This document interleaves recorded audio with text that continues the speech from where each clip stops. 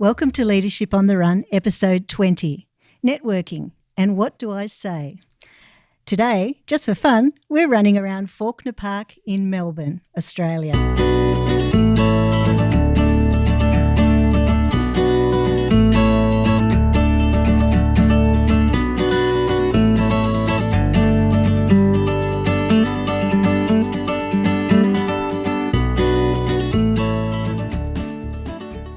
How are you today, Paul?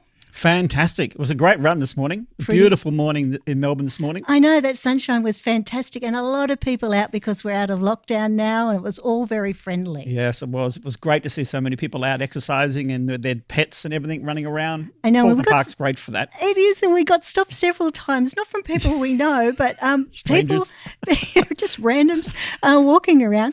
But we always get asked questions, and it strikes me that, in our role, that's what we do is we get these questions and we act as conduits or to find answers for people. And, that's right. We must have a sign in our head when we're out there. Ask us. Ask us a question. Although they did ask us for those directions and you went one way and I went one way. So, we'll sort of always trying to help. Right, and because that could be quite confusing, we've got a couple of guests with us today to help us talk to us about what we do to network and how we could do that a little expert better. Networkers. They are. We've got Susan Franson and Herb Dyer, and they're co-founders of Pattern Shifts, as a performance improvement firm in the US. And Herb, you're a renowned speaker, and Susan's a collaborator, professional networks. And I think you're ideal people to speak to about this concept of networking. How are you both? Doing great. Well. Thank you for the invitation. Anna, great to see you. This is actually part of networking because we're part of a network with Susan and Herb. And tell us a bit about your business. You've created a bit of a network professional group over in the United States. We did. We actually tapped into people we've known for years and worked with, and then found additional people we wanted to work with and built an entire affiliate network that we rely on to both help our education, but also to share business.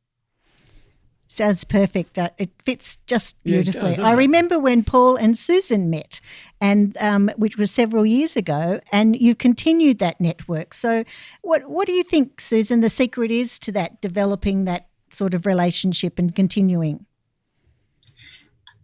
I think it's about a genuine respect for each other. It's you develop the personal relationship that goes far beyond the business. And there's times that you just meet people and you say, someday I'm going to have the opportunity to work with this person. And I really want to stay connected with them because I just find them fascinating. That is so interesting, because one of the questions that I was asked during the week from a client was this. They said, we've sent our graduates off to a networking event and none of them came back with any contacts.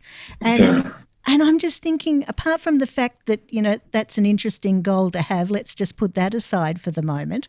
I said, I'll stick with that. I said, well, why do you think that happened? And they said, they're all fearful of, asking people or talking to new people because they're all used to social media. And I looked this up, and in 2007, there was an MBA study of this very thing where they set up these MBA students to go to an event, and 95% of them didn't come back with any contact, and 50% of them remained talking to people that they already knew. So, networking is something that needs to be taught. It's not a natural thing for many people. It's not something as part of their nature or preferences, is it? Yeah. Herb, what have you found around, what we could do to encourage people to get through that fear of networking? Right. I think, for the most part, when people hear network, they think it's transactional. They think it's a business approach to whatever they're trying to accomplish. I think when you meet people, you just need to meet them, to get to know them, introduce yourself, and just be comfortable about having a conversation without thinking about an outcome. And I think you need to be patient about it. I mean, something as Susan said earlier, you met and, it could be a year or it could be 6 months or whatever it is later that you ultimately do business. So, the direct and most important piece is just to get to know others, right? Do the gentler, more softer approach to meeting others without thinking about outcomes or making money.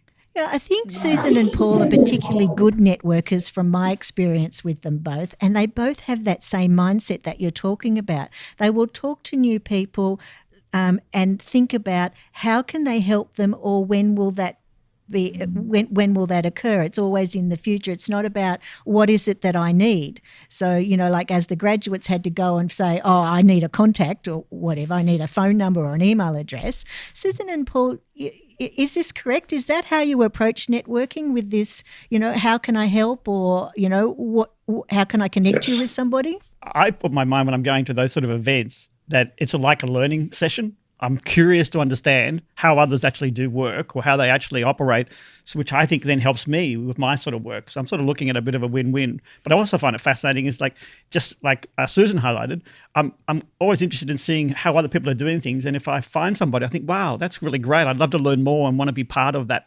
person's life and see what happens and how they actually do things. But you're a real connector. You will listen and you go, oh, you should talk to Susan. She knows how to do that. Or you should talk to Herb. He knows all about that. You often, I hear you say those things.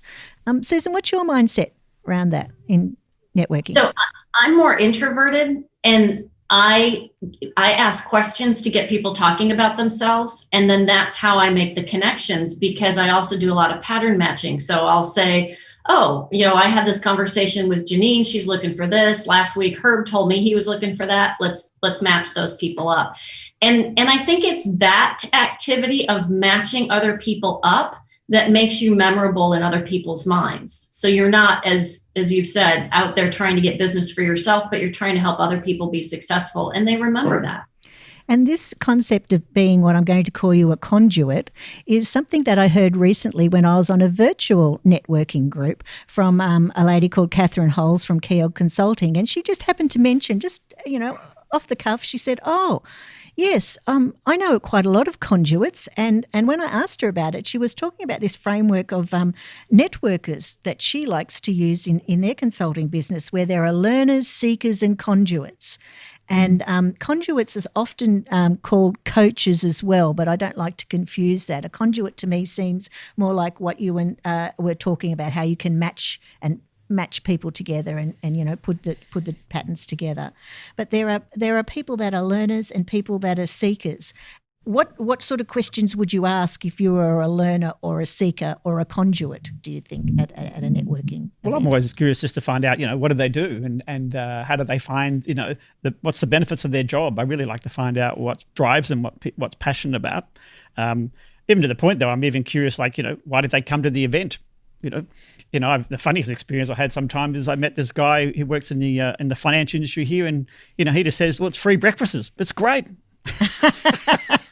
So you start off as a seeker then. You're seeking information about the individual before you become a conduit. Yeah? Yeah. First of all, I just want to get to know each other. I find, a bit, like many people, always a bit nervous the first time.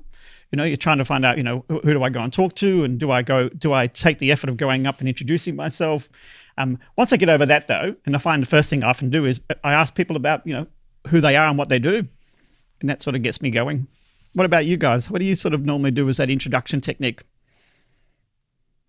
I learned something when I first moved to Texas. When I was doing business, I would just go directly to that person. I'd identify my expectations and moved on. Yeah. And the feedback I got was that I was intimidating. So I learned from that to be more relaxed in having a conversation, just getting to know someone, whether you're going to talk about their family or whatever. Just like we started out our conversation earlier, we talked about the weather, what was going on in the US versus Australia. And just from there, then you can start picking up whether it's business related or, whatever that person's interest might be, you can get into that conversation. So I would say just be relaxed and take it from there. That's great. One of my favorite questions is how somebody came to be in the profession that they're in. And I think that tells you a lot about who they are. They start to reveal sort of the story of their life, of how they got there, their journey, what their education levels are, who were their mentors, all of that. And that one question just really opens people up in my experience. I think it's an excellent question because it does help those people who are and the learner in this framework, learner, seeker, conduit, because instead of saying how do I become a psychiatrist or how do I become a consultant, if you ask them how did they get to where they are, as you suggest, that's a brilliant question for you networkers to have. I think it's good what you're highlighting there, Susan, is that you've thought about the questions before we go to the event, before you meet the people. And like you highlighted, and Herb, part of your strategy is you've gone in with the mindset, I just want to help people feel relaxed and I want to be relaxed too. I just want to have, a natural, relaxed conversation. As you said, rather than a more intense, I've got a task to do. I've got to go in and actually grab so many business cards and take them back to my boss, But in reality, there are also those times I've been to events where I needed information, like I needed to know who performs this particular skill. And so I did, in fact, run around the room asking people, do you know somebody that can do this? So that I was able to, find a particular skill that I was after. And I think that's a legitimate thing to do as well. Yeah, I think so too. Do you find that? I find sometimes I look at the type of company or industry in, and I really look for ones that I have a real passion or interest in. And sometimes think, it'd be great to find out, I remember doing some work in the construction industry. Never had anything to do. If you know me, I don't do any constructive work. That is not true. A very good manual sort of labour person. But I find it fascinating how people do work with their hands. And so I was quite curious to see, and this is particularly a large construction company here in Australia. And I went up to the senior manager there and I said, look, I was just fascinated. Do you like doing, manual labour work? And he said, yeah, I do. He told me that it went into this great story about how it was part of the reason why he works for the company he works in, and talks about he actually prefers to go out onto the site rather than work in the office. It was those sort of things. So it was quite interesting. Mm. So to use your questions back on you, how did you become such a good networker, Susan? Again, because I'm an introvert, I found that I really didn't ever feel like I had a lot to contribute to a conversation. So if I asked people about themselves and got them talking, then I could just sit there and observe.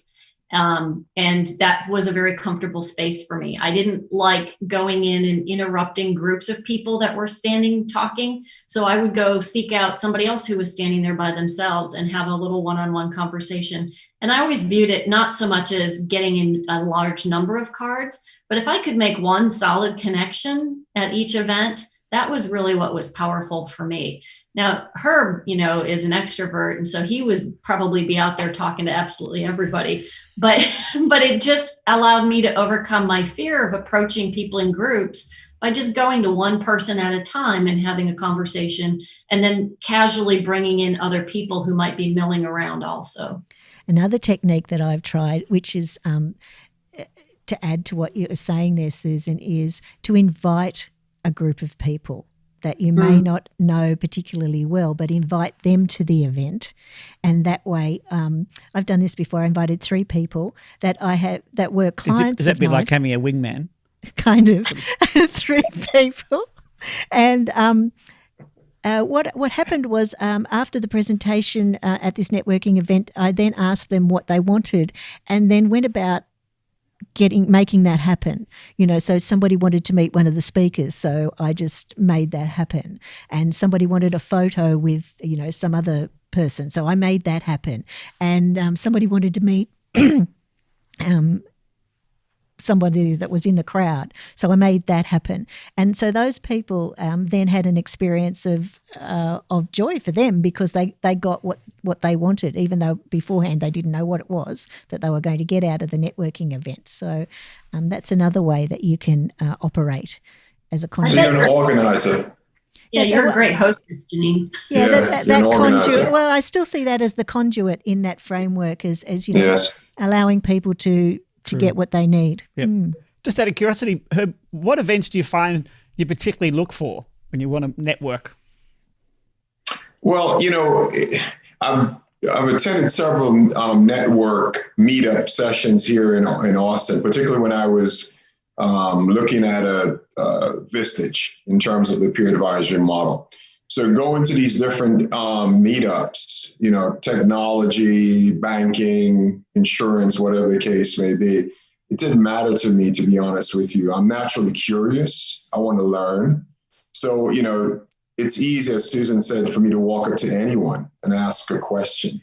So from that perspective, walking up and starting a conversation, whether it could be the guy's suit or maybe the hairstyle the woman is wearing, I can find any opening and then go from there. So if my intent is to learn more about what that person is doing in business, I'll use a softer intro and then go from there.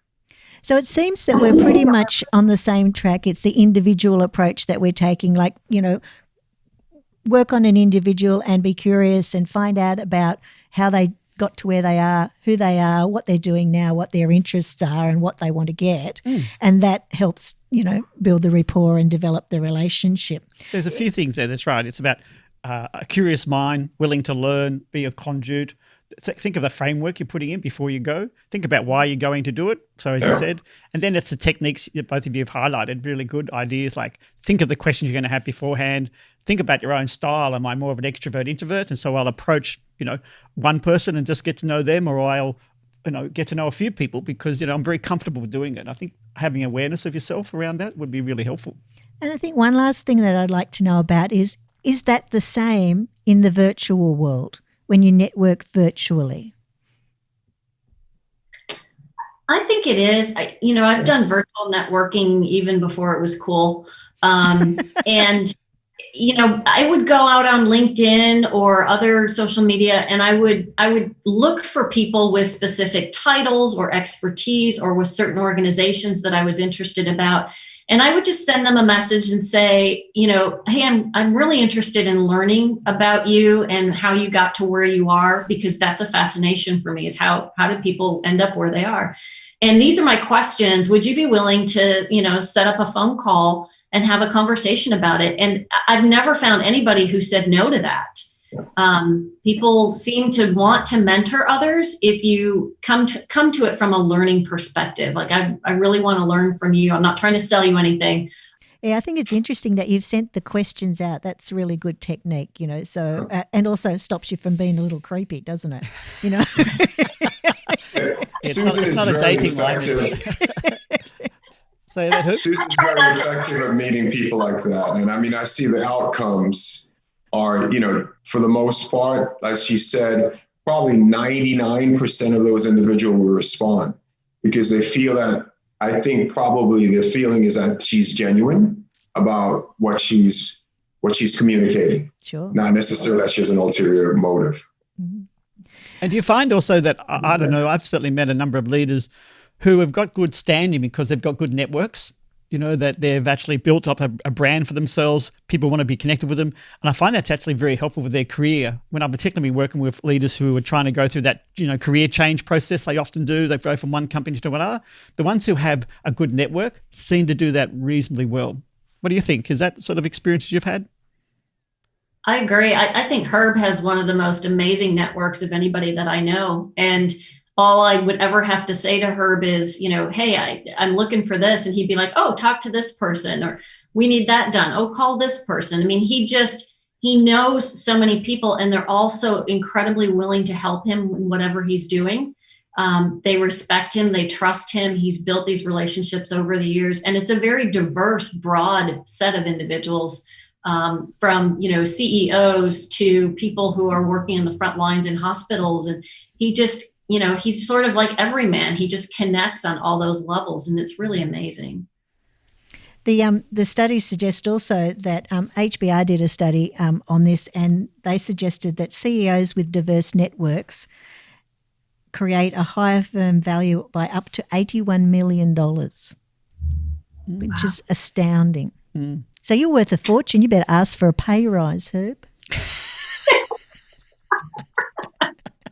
That's a piece I'm still working on, though.